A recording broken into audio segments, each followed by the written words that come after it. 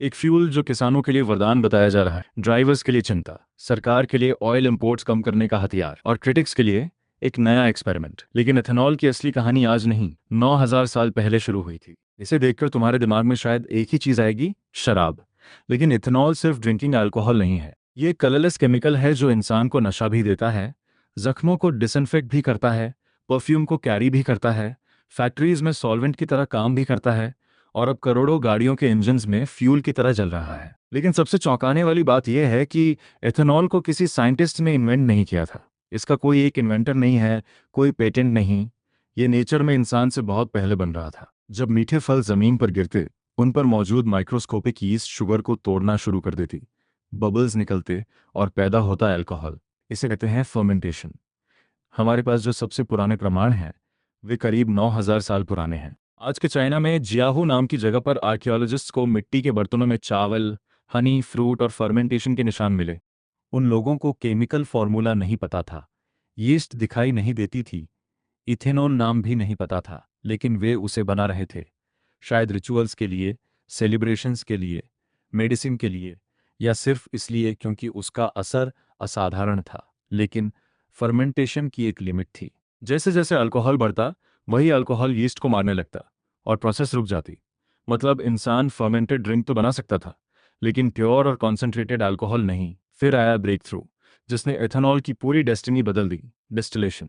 Idea simple था, fermented liquid को गर्म करो, अल्कोहल पानी से पहले वेपर बनता है, उस वेपर को पकड़ो, ठंडा करो और फिर उसे लिक्विड में बदल दो।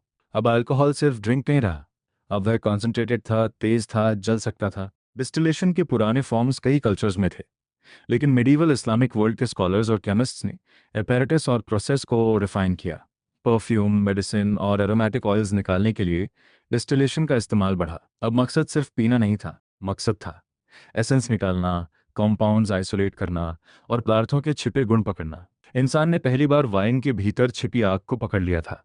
जब डिस्टिल्ड अल्कोहल यूरोप पहुंचा, इसे कहा गया aqua vitae, यानी वाटर ऑफ लाइफ। फिजिशियंस और अल्केमिस्ट को लगा कि शायद ये बीमारी रोक सकता है, जीवन बढ़ा सकता है, हर्ब्स की शक्ति निकाल सकता है। इसका इस्तेमाल मेडिसिन, परफ्यूम, क्लीनिंग और फ्लेम पैदा करने में होने लगा।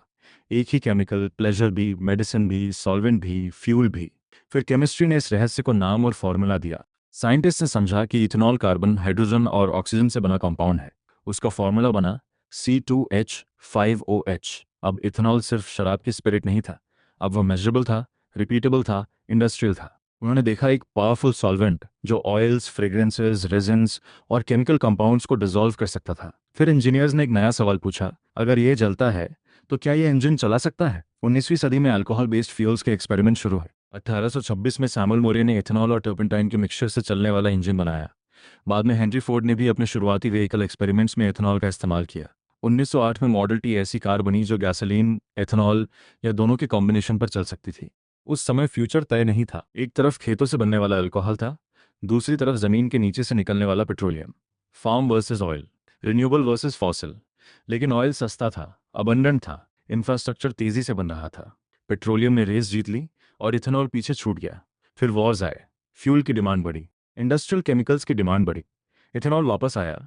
फिर 1970s का ऑयल क्राइसिस आया, ऑयल सप्लाई हिली, प्राइसेस बढ़ी, गवर्नमेंट्स पैनिक में आ गई और दुनिया ने फिर पूछा, क्या फ्यूल जमीन से निकालने के बजाय खेतों में उगाया जा सकता है? ब्राजील ने गन्ना एथेनॉल को बढ़ाया, अमेरिका ने कॉर्न एथेनॉल को। पेट्रोल में ब्लेंडिंग शुरू हुई। एथेनॉल अब सिर्फ फ्यूल नहीं था, यह ऑक्टेन बूस्टर था, ऑक्सीजनेट था, ऑयल इंपोर्ट्स कम करने का हथियार था। आज एथेनॉल फिर दुनिया के सेंटर में है, क्योंकि अब ये लड़ाई सिर्फ इंजन की नहीं है, ये एनर्जी सिक्योरिटी की लड़ाई है। ऑयल इंपोर्ट्स की, फार्म इनकम की, कार्बन एमिशंस की, फॉरेन करेंसी की। भारत E20 ब्लेंडिंग की ओर बढ़ रहा है, ब्राज़ील फ्लेक्स फ्यूरिकल्स चला रहा है। लेकिन हर कमबैक की एक कीमत होती है।